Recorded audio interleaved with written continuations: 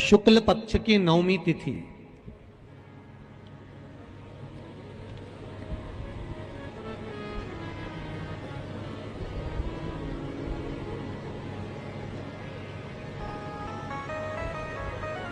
पीला चंदन घिसकर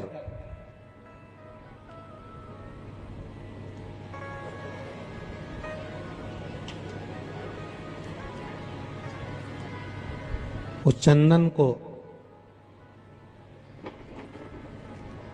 एक सुंदर पीपल का कोमल पत्ता, कोमल पत्ता मतलब एकदम, एक तो पीपल का होता है कड़ला पत्ता, एकदम कड़क हो जाता है, और एकदम होता है कोमल पत्ता।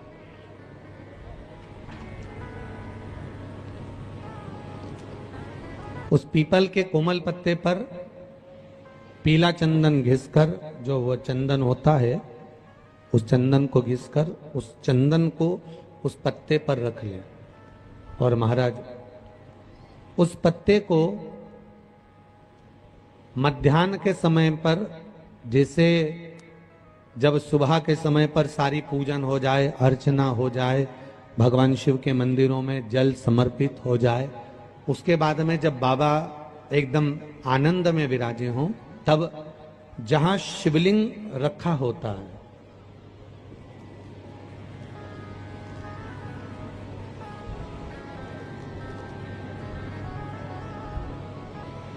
जैसे ये शिवलिंग है और ये कटी भाग जहां शिवलिंग रखा हुआ है, इस कटी भाग पर जहां शिवलिंग रखा है उसके पास में ही 3 उंगलियों से चंदन का लेपन उस कटी भाग पर करना है। जो उंगलियां लगी रहेगी उसी को अशोक सुंदरी वाली जगह पर स्पर्श करना है, और अशोक सुंदरी वाली जगह पर स्पर्श कर कर कुछ देर तक चंदन लगे रहने देना है। उसके बाद में उस चंदन को वापस निकाल कर लेकर आना है। कटी भाग पर जो लगाया गया है उसको भी निकाल कर वापस लेकर आना है। फिर बाबा का स्नान नहीं कराना है, केवल चंदन लेकर आना है, उसी पीपल के पत्ते पर रखकर। एक डिब्बी में उस चंदन को आप रख लीजिए। कुछ दिन जिसकी नेत्र ज्योति कमजोर है, चश्मा लग रहा हो, श्रवण शक्ति कमजोर हो, सुनाई कम दे रहा हो, उसके कंठ से इस ठोड़ी तक उस चंदन का तिलक लगाना प्रारंभ कर दीजिए, और नेत्रों के नीचे थोड़ा सा वो चंदन लगाना प्रारंभ कर दीजिए। लगभग 20 से 22 दिन तक आप उसका प्रयोग करिए, और एक रुद्राक्ष का जल शिव को समर्पित कर कर उस जल का आचमन करना प्रारंभ कर लीजिए। लगभग 22 दिन लगेंगे। धीरे धीरे फिर जाकर डॉक्टर को जांच करा लेना, नेत्र की ज्योति बढ़ना प्रारंभ हो गई है। पर विश्वास के साथ में, भरोसे के साथ में, क्योंकि सबसे मूल अगर कुछ है तो विश्वास मूल है। मानो तो मैं गंगा मां हूं, और ना मानो तो बहता पानी। अगर आपका विश्वास प्रबल होगा, भरोसा अगर प्रबल होगा, विश्वास अगर प्रबल होगा तो भगवान मिलेगा, और अगर विश्वास नहीं है तो परमात्मा नहीं मिलेगा। नवमी तिथि या नौमी तिथि किसी भी महीने की, चाहे शुक्ल पक्ष की हो चाहे कृष्ण पक्ष की हो, अष्टमी और नौमी तिथि, ये 2 तिथियां ऐसी हैं, मान लो तुम्हारा पैसा तुमने किसी को दिया, 5 लाख, 4 लाख, 3 लाख, 10 लाख, 8 लाख, 2 लाख, 50,000, 25,000, 20,000, 40,000, और वो पैसा नहीं दे रहा आपको। आप हार गए कह के कर, फोन लगा लगा कर, भैया दे दे रहे, परेशानी है, दे दे रहे भैया, हम तो परेशान हो गए, और हार गए, नहीं मिल रहा, बहुत परेशान। तो महाराज किसी भी अष्टमी या नौमी तिथि के दिन आप मां जगतजननी जगदम्बा का शिव के साथ में, शिव शक्ति का स्मरण कर कर देवी के नाम की 9 आहुतियां, सूखे बीले की, मतलब बीला जो सूख चुका है, उसकी 9 आहुतियां अग्नि में शंकर और सती के नाम से, शंकर और शिव के नाम से समर्पित करें, और आखिरी आहुति जो समर्पित करें उसमें थोड़ा सा भाग तिल का, और तिल भी काली नहीं चढ़ती उसमें, श्वेत तिल का भाग उसके साथ लगाकर समर्पित करे, और जिससे धन लेना है उसका नाम लेकर वो समर्पित करे महाराज, उसको सुध आएगी और वो पैसा किसी भी हाल में आपके हाथ में थमाकर जाएगा ही, ये पक्का है। उसकी आहुतियां, और कोई कोई माताएं कह देती हैं, कोई बच्चा कह देता है मम्मी मुझे याद नहीं होता, याद करता हूं परीक्षा हॉल में जाकर भूल जाता हूं, मैं कुछ पढ़ता हूं बाद में जाके भूल जाता हूं, स्मरण में नहीं रहता। तो उनसे भी निवेदन है, आप मां नील पाठ नहीं पढ़ सकते, स्तोत्र नहीं कर सकते, संस्कृत में नहीं पढ़ सकते, तो मां नील सरस्वती के नाम से अष्टमी, नवमी और चतुर्दशी के दिन एक शंख पुष्पी पुष्प को, नीला कलर का जो फूल होता है बेल में लगा होता है, जो शिव जी को अति प्रिय होता है, उस पुष्प को आप जलाधारी पर रख दीजिए। जलाधारी जानते हो ना सब लोग, शिवलिंग पर नहीं, जलाधारी पर रख दीजिए और जल चढ़ाना 7 बार प्रारंभ करिए। बाबा देव अधिदेव महादेव आपको याददाश्तता में प्रवर करेगा।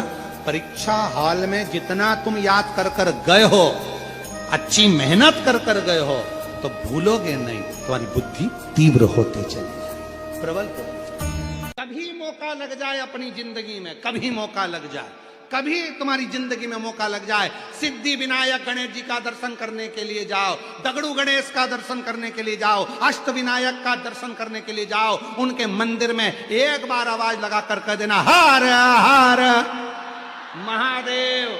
सबसे ज्यादा खुश होंगे मेरे गणेश जी महाराज, आज तो मेरे पिता का आशिक आया है, आज मेरे पिता को चाहने वाला आया है, और पिता का प्रेमी मेरा भी प्रेमी। कभी हरि विठ्ठल का दर्शन करने के लिए पंढरपुर में जाओ, क्योंकि भारत की भूमि पर केवल एक भगवान नारायण का मंदिर ऐसा है, पूरी भारत की भूमि में क्या पूरे विश्व में केवल भगवान पांडुरंगा हरि विठ्ठल का मंदिर ऐसा है जिसमें भगवान विष्णु के सिर पर शंकर का शिवलिंग है, वो पूरी दुनिया में एक हरि विठ्ठल में, केवल पांडुरंगा हरि विठ्ठल। इसलिए पंढरपुर में दर्शन करने जाओ, विठ्ठल विठ्ठल विठ्ठल विठ्ठल विठ्ठल विठ्ठल के साथ में एक आवाज और होना चाहिए, हर हर महादेव। तो हरि विठ्ठल प्रसन्न हो जाते हैं। मेरे मस्तक पर जो शिव बैठे हैं उसको देखकर आवाज लगा रहा है हरि विठ्ठल। ये दुर्वा बुधवार के दिन जो बार इस बार पड़ रहा है उस दिन समर्पित करिए। 41 दुर्वा प्रत्येक बुधवार को गांठ लगाकर गणेश जी को समर्पित कर कर वापिस उठाकर उस दुर्वा को खाली पेट, आपके घर में भी गणेश जी होंगे उनको समर्पित करो, खाली पेट इस दुर्वा को केवल चबा चबा कर खा लो और आधे घंटे बाद पानी को पी लो। बुधवार की बुधवार 5 बुधवार करना, गणेश जी को चढ़ाना, सफेद दुर्वा को गणेश जी को समर्पित कर कर चबा चबा कर खाना। उदर की प्रॉब्लम, जो भी मसा आदि की प्रॉब्लम होती है उदर से जुड़ी हुई होती है, जिस चीज से जुड़ी होगी, पेट की जितनी प्रॉब्लम होगी, आपको जितनी भी प्रॉब्लम होगी वो सारी 5 बुधवार करना, छठे बुधवार को जरूरत ही नहीं पड़ेगी। यदि भगवान गणेश जी की पूजन और भगवान शंकर की पूजन दोनों जब शमी पत्र से करी जाती है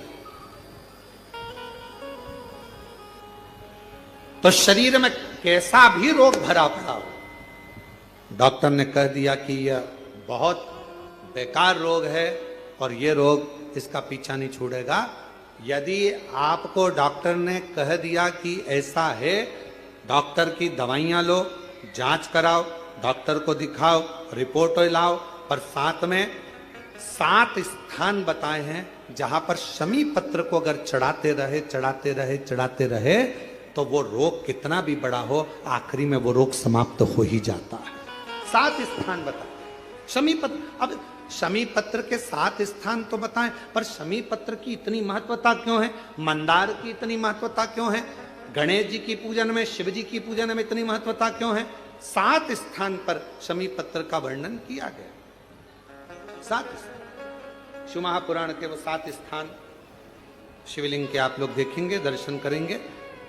ये मानकर चलिए ये जलाधारी है, ये जहां से जल बहता है वो स्थान, ये शिवलिंग है, समझ में आ रहा है सबको? ये शिवलिंग, ये जलाधारी, ये जल बहता है वो स्थान, बीच में अशोक सुंदरी का स्थान, गणेश जी कार्तिकेय जी का स्थान, माँ जगत जननी का हस्त कमल, शिवलिंग, ऊपर जलाधारी में जया, विषहरा, श्यामली बारी, दौतली, 7 स्थान बताए। पहला स्थान अशोक सुंदरी का स्थान, द्वितीय स्थान भगवान श्री गणेश जी महाराज का स्थान, जहां गणेश जी का स्थान है सीधे भाग में उस। तृतीय स्थान मां पार्वती जी का हस्त कमल। चतुर्थ स्थान भगवान शंकर का शिवलिंग। चौथा स्थान। पांचवा स्थान नंदी का उठा हुआ चरण, जो नंदी का पांव उठा हुआ रहता है एक आगे वाला, 5वां स्थान। और 2 शमी पत्र भगवान शंकर के सम्मुख में से अपनी कामना कर 3 बार पंचाक्षर मंत्र का या श्री शिवाय नमस्तुभ्यम का स्मरण कर वो शमी पत्र भगवान शंकर के शिवलिंग पर फिर समर्पित कर दिया जाए। अगर ये 7 शमी पत्र समर्पित कर एक बेलपत्र शिव जी को समर्पित करा जाता है तो धीरे धीरे कैसा भी बड़े से बड़ा रोग हो वो धीरे धीरे कटना प्रारंभ हो जाता है। गणेश जी फिर ही कब रहते हैं? तो हमने कहा अब ये तुम्हारे ऊपर, हमको तो मालूम भी नहीं, हम तो अपॉइंटमेंट लिए भी नहीं उनसे, तो तुम्हें ज्यादा स्मरण हो। तो 3 बजे आप शंकर जी की कथा करते हो, आपको नहीं मालूम कि गणेश जी कब फ्री रहते हैं? हमने कहा गणेश जी फ्री रहने का केवल एक समय होता है, एक टाइम होता है, एक पल होता है, एक घड़ी होती है कि गणेश जी महाराज हमारे घर में आ गए। गणेश जी की सबसे पहली जो आरती हो, उस आरती के समय पर अगर धूप बत्ती जलाई जाए या गोबरी को जलाकर उसमें गूगल छोड़ी जाए और गूगल छोड़ने के बाद गणेश जी का नाम ध्रुम वर्ण कह दिया जाए तो गणेश जी को तुम्हारे घर की पूजा स्वीकार करना पड़ती है। बस वो समय हम जानते। हम तो बस उतना जानते हैं कि शिव महापुराण में लिखा और मुद्गल पुराण में लिखा, गणेश पुराण में लिखा, गणेश जी का एक नाम होता है ध्रुम वर्ण। क्या नाम है? ध्रुम वर्ण गणेश जी का एक नाम होता है। जब हम धूप जलाकर और धूप लगाने के बाद में गणेश जी की सबसे पहली आरती करने के पहले अगर हम सबसे पहली आरती गणेश जी की कर रहे हो, अपने घर में स्थापना कर रहे हो, बिठा रहे हो और तुम चाहते हो कि गणेश जी मेरे घर में आके मेरी पूजा को स्वीकार करें और जो मांगू मेरा गणेश मुझे दे 10 दिन के अंदर, तो पहला नाम लेकर पुकार लेना ध्रुम वर्ण विनायक, बैठो, बस काम हो गया। वो फ्री होकर आता है, वो बैठता है अलमस्तता में। गणेश जी की प्रियता है दुर्वा। क्या प्रियता है? दुर्वा। कितनी दुर्वा गणेश जी को समर्पित करी जाती है? मात्र 5। कितनी? आज के जमाने में लोग गट्ठा बनाकर चढ़ा दें, वो अपनी जगह पर है। 5 दुर्वा पंचम इंद्रियों को वश में करने के लिए और भगवान के 5 जो स्वरूप हैं उनको अपने भीतर उतारने के लिए 5 दुर्वा। और दुर्वा में भी 3 गांठ। जब दुर्वा समर्पित करी जाती है तो उसमें नीचे दुर्वा की डंडी पर गांठ रहती है, 3 छोटी छोटी गांठें होना चाहिए। कितनी गांठ? जो भगवान को समर्पित करी जाए। दुर्वा का क्रम ऐसा है कि हम भगवान को दुर्वा क्यों देते हैं, उसका कारण यह है कि मान लो हे परमात्मा, हे शंभु, हे गणेश, हे प्रभु नारायण, अगर मान लो मेरा एक रास्ता चलते चलते गांठ पड़ जाए, एक रास्ता मेरा बंद हो जाए, तो वहां से मेरे दूसरे रास्ते खोल देना। इसलिए दुर्वा भगवान को समर्पित करी जाती है। दुर्वा को समर्पित करने का क्रम ही यही है कि मेरे मार्ग खुल जाए, मेरी राह खुल जाए, मेरा मार्ग चारों तरफ खुलता चले। अमृत है ये, इसलिए नष्ट नहीं होती।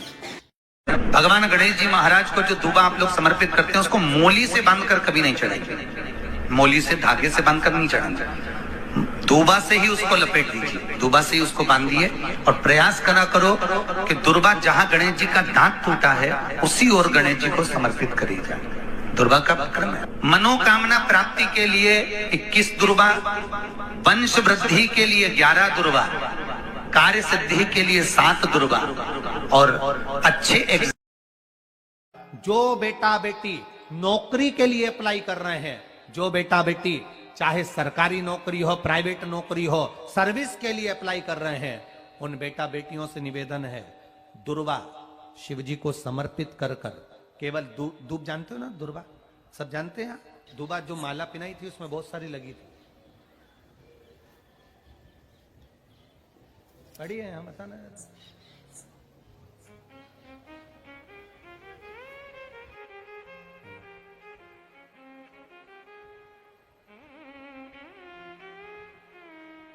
दुर्वा जो बेटा बेटी सर्विस के लिए अप्लाई कर रहे हैं, तुम मेहनत करो, पढ़ाई करो, खूब पढ़ो, खूब तैयारी करो, अच्छे से तैयारी करो। जितनी मेहनत तुमने पूर्व में करी उससे दुगनी मेहनत तुम करो उस नौकरी को पाने के लिए। और साथ में जब एग्जाम के लिए जाओ, कहीं इंटरव्यू देने के लिए जाओ, दुर्वा शिव जी को, इस दुर्वा का जो डंडी का मुख है ये अशोक सुंदरी वाली जगह, फिर समझ लीजिए जैसे ये शिवलिंग, ये गोल जलाधारी, यहां से पानी नीचे गिरता है, बीच में अशोक सुंदरी का स्थान होता है। तो ये जो दुर्वा हम चढ़ाएंगे तो इसका डंडी का मुख शिवलिंग के ऊपर चढ़ाएंगे, तो ये शिवलिंग पर डंडी की जो भाग है वो अशोक सुंदरी की ओर हो गया और ये भाग इस ओर हो गया। शिव जी को समर्पित कर कर पहले दुर्वा चढ़ाएंगे, उसके बाद में देवाधिदेव महादेव को एक लोटा जल जो तुम घर से लेकर गए हो वो समर्पित करो। 3 महीना लगातार अपनी पढ़ाई की मेहनत करो, अपने इंटरव्यू की मेहनत करो और खूब अच्छा पढ़कर साथ में 1 लोटा जल और दुर्वा, शिव जी को भले 10 दुर्वा की जगह केवल 1 दुर्वा चढ़ाओ, चढ़ाकर जल चढ़ाना, 3 महीने तक लगातार बाबा से प्रार्थना करना। विश्वास कहता है अगला पत्र तुम्हारा व्यासपीठ पर होगा, नौकरी लगेगी, निश्चित है। आप करो मेहनत, कर्म करने में पीछे मत हटना, पढ़ने में पीछे मत हटना, विद्या अध्ययन करने में पीछे मत हटना, अच्छी एजुकेशन पाने में पीछे मत हटना। पहले मेहनत अपनी करो। पूर्व में जो इंटरव्यू दिए हैं उसमें जितनी कमी रह गई, अगली कमी को पूर्ण करने के लिए अच्छी मेहनत करो, खूब पढ़ो, खूब अच्छे से विद्या अध्ययन करो और फिर बाबा पर समर्पित होकर जाओ, बाबा पर विश्वास कर कर जाओ, भरोसा पूरा कर कर जाना। इंटरव्यू देते समय अपना विल पावर मजबूत होना चाहिए कि मेरे साथ मेरा काल अधिपति महाकाल है, अब निकल कर मानूंगी। हम दुकान खोलते हैं, कपड़े की दुकान खोल रहे हैं, किराने की दुकान खोल रहे हैं, लोहे की दुकान खोल रहे हैं, भंगार की दुकान खोल रहे हैं, किराना की दुकान खोल रहा है, पान की दुकान खोल रहा है। हम दुकान खोलते हैं पर दुकान खोलने से पहले तुम्हारे 2 मन हो जाते हैं, चलेगी कि नहीं चलेगी, खोल तो लूंगी, चलेगी कि नहीं चलेगी। जिस दिन तुम दुकान खोलो 1 महीने पहले, 2 महीने पहले, 3 महीने पहले बाबा को दुर्वा चढ़ाकर 1 लोटा जल चढ़ाकर नियम बनाकर जाना, 3 महीने बाद मैं दुकान खोल रही हूं, 2 महीने बाद मैं दुकान खोल रही हूं और मेरा विश्वास कहता है दुकान चलेगी। जिस दिन तुमने विचार कर लिया कि दुकान चलेगी कि नहीं चलेगी तो वो नहीं चलेगी। जिस दिन तुमने विचार कर लिया कि दुकान खोल रही हूं, मेहनत करूंगी, दिल से करूंगी, भले मेरे पास ज्यादा माल नहीं है, जितना माल खरीद के लाऊंगी उतना बेच कर बताऊंगी क्योंकि मेरे साथ काल अधिपति महाकाल है, तो वो चलेगी। विश्वास दृढ़ करो, भरोसा पक्का करो। जिस दिन तुम्हारा विश्वास दृढ़ हो गया उस दिन तुम विजय हो गए, उस दिन तुम आनंदता में हो गए। बच्चों का विल पावर कमजोर हो रहा है, दोस्त कह देते हैं सीए की पढ़ाई बहुत कठिन है, इंजीनियरिंग की पढ़ाई बहुत कठिन है, डॉक्टर की पढ़ाई बहुत कठिन है। साथ वाले ऐसे मत ढूंढना जो तुम्हारा विल पावर कमजोर कर दे। ये वाली फैक्ट्री खोलेंगे तो हो सकता है नुकसान हो जाए, इसलिए ये फैक्ट्री खोलने का मन नहीं हो रहा है। फैक्ट्री का सेटअप जम गया, सब कुछ जम गया और मालूम पड़े, विचार करा कौन चलाएगा, कैसे होगा, कैसे चलेगी, तो वो फैक्ट्री कभी नहीं चलेगी। तुमने सोच लिया कि अपने क्षेत्र में नहीं है, मेहनत करूंगा, 4 चांद लगाऊंगा, कहीं पर भी जाऊंगा पर जीत कर बताऊंगा, तो वो फैक्ट्री भी भग दौड़ेगी। निश्चितता है आपका विल पावर कमजोर नहीं होना चाहिए। शिव महापुराण की कथा यहां तक कहती है मंदिर में जल चढ़ाने जाओ तो अपने घर से जल लेकर जाओ। मंदिर में तो बाल्टी भरकर रखा रहता है, लोटा भी रखा रहता है, कलश भी रखा रहता है। मंदिर का पानी भरकर, मंदिर की बाल्टी में से जल भरकर शंकर भगवान को नहलाना सरल है, अपने घर से जल लेकर जब जाओगे तो घर का वास्तु दोष, घर का पितृ दोष और घर का काल सर्प दोष तीनों उस लोटे के माध्यम से जाएगा और शिव को समर्पित हो जाएगा। और आपका कोई काम उलझ रहा है, आपका कोई काम ऐसा है जो बहुत दिन से उलझा हुआ है, चाहे वो कोर्ट कचहरी का हो, चाहे वो किसी से जुड़ा हुआ हो, और वो नहीं हो रहा, तो स्कंद पुराण कहती है, हमारे खंड में भी वर्णन है शिव महापुराण, कि किसी भी नवमी को आप आंवले के पेड़ के नीचे घी का दिया लगाकर, मौली मतलब हाथ में जो नाड़ा बांधते हैं, लच्छा, मौली, लच्छा, नाड़ा, हाथ में बांधने वाला पूजन वाला धागा लाल, घी का दिया लगाकर 5 परिक्रमा आंवले के वृक्ष की कर लीजिए और परिक्रमा कर धागे को वहीं पर छोड़कर थोड़ा सा धागा और अलग से लेकर किसी टहनी पर उसको कामना कर बांध दीजिए। महाराज 10वीं तिथि को, 9वीं को तो ये करोगे, 10वीं को वापिस जाकर आंवले के पेड़ के नीचे घी का दिया लगाइए और जो धागे की आपने टहनी पर जो धागा बांधा है उसको खोल कर लिए, अपने हाथ पर बांधकर उसी धागे को पहनकर अपने काम के लिए निकल जाइए, आपको सफलता प्राप्त हो जाएगी। स्कंद पुराण में आंवले के वृक्ष का बड़ा महत्व है। वृक्ष में जो गोंद लगती है वो ब्राह्मण हत्या का निश्चय है। पृथ्वी पर जो वृक्ष लगते हैं और वृक्ष में जो गोंद लगती है वो ब्राह्मण हत्या का अंश है। बंजर भूमि ब्राह्मण हत्या का अंश है। इसलिए हमारे यहाँ शास्त्र कहता है, तुम्हारे बहू का अगर जापा होए, बहू की डिलीवरी होए, बहू को संतान होए, तो खूब घी में गोंद तल तल कर खिलाओ। पर जन्माष्टमी, रामनवमी पर भगवान का प्रसाद तैयार करो तो उसमें गोंद मत डालना, क्योंकि उसमें ब्राह्मण हत्या का अंश रहता है। भगवान के प्रसाद में गोंद नहीं आना चाहिए। जब गणेश जी महाराज प्रथम गिनती में आ गए थे और माता जगत जननी जगदम्बा ने भगवान शिव से कह दिया था, देवादिदेव महादेव आपने गलती कर दी कि गणेश जी को प्रथम गिनती में कर दिया। तो देवादिदेव महादेव ने कहा, इसने मेरी परिक्रमा करी है, माता पिता की परिक्रमा करी, पृथ्वी की परिक्रमा के बराबर माता पिता की परिक्रमा को बताया, इसलिए मैंने इनको प्रथम गिनती में रख दिया। तब माता पार्वती जी बोली, गणेश जी चूहे पर गए थे, कार्तिकेय मोर पर गया था, गणेश जी ने चतुरता करी, अपने माता पिता की परिक्रमा कर ली, और एक बेटा जो मोर पर बैठकर परिक्रमा करने गया है वो आएगा तो दुखी होगा, आपने तो ये गलती करी। तो देवादिदेव महादेव ने कहा, फिर करें क्या? इतने में माता पार्वती ने कहा देवादिदेव महादेव से, भोलेनाथ आपने अपने पुत्रों के सम्मुख में एक गलती कर दी कि एक बेटे ने बुद्धि का परिचय दिया और उसको प्रथम बना दिया, और दूसरा बेटा अपने शरीर से परिश्रम कर कर परिक्रमा कर कर आ रहा है, उसको प्रथम नहीं बनाया। मैं आपसे आज एक वर मांगती हूं, अगर देना चाहें तो दे दीजिए। शंकर जी ने कहा, मांगो पार्वती, कौन सा वर चाहिए? माता पार्वती ने कहा, वर दीजिए, आप बिल्कुल भोले हो, आप बिल्कुल सरल हो, आपके बराबर दुनिया में कोई भोला हो ही नहीं सकता।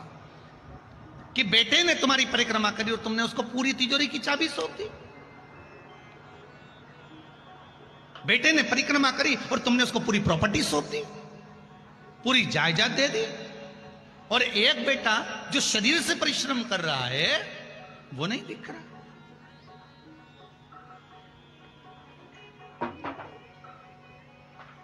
दो बेटे, एक फोन पे लगा रहे हैं, सारा व्यापार फोन पे, हाँ माल भेज देना, हाँ ऐसा कर लेना। ऑफिस में बैठा बैठा लिखा पढ़ी करता रहे, ऑफिस में बैठा बैठा काम करता रहे। और एक बेटा इंदौर जा रहा है, पुणे जा रहा है, मुंबई जा रहा है, यहाँ जा रहा, वहां जा रहा, वहां पहुंच रहा, वहां कर रहा। माता पिता की निगाह में कौन सा बेटा ज्यादा काम करता दिखेगा? बोल दो रीजी जी। अरे बोलो बोलो, तुम तो बोले पीछे बैठो तो निमाड़ी हो, यहाँ तो मिर्ची के लिए बोल दिए तो फिर बोलवा में कहीं जाए। तो तुम घबराना नहीं, तुम तो बोलो। सबको क्या लगेगा, ये बेचारा वहां गा रहा है, वहां जा रहा है, घर छोड़ रहा है, परिवार छोड़ रहा है, काम तो सारा यही कर रहा है, और दूसरा वो तो मोबाइल पर लगा। पर एक अगर मोबाइल पर लगा हुआ है, बैठ कर ऑफिस संभाल रहा है, वो भी अपना बुद्धि का परिश्रम कर रहा है, तो दूसरा भी चल फिर कर परिश्रम कर रहा है। परिश्रम में दोनों कम नहीं है, ये माँ जानती है। इसलिए माता पार्वती ने कहा कि वो शरीर का परिश्रम कर कर आया और इसने बुद्धि का परिश्रम करा, तुमने प्रथम स्थान दे दिया। माता पार्वती जी कहती हैं भोलेनाथ एक वर दे दीजिए। शंकर जी ने कहा मांगो क्या चाहिए, बस वर इतना सा दे दीजिए, आज के बाद कभी तुम्हारी परिक्रमा नहीं हो, आज के बाद तुम्हारी कभी पूर्ण परिक्रमा नहीं हो। अगर कोई पूर्ण परिक्रमा करेगा तो उसका करा हुआ सारा पुण्य समाप्त हो जाएगा। शंकर जी ने कहा तथास्तु। भोलेनाथ बोले तथास्तु। इसलिए पार्वती ने कहा आपकी आधी परिक्रमा होगी, जहां से चले थोड़ी दूर तक घूमे, जहां से जल निकलता है उसको पार नहीं किया गया, वापस घूमकर वहीं से आ गए, आपकी आधी परिक्रमा होगी।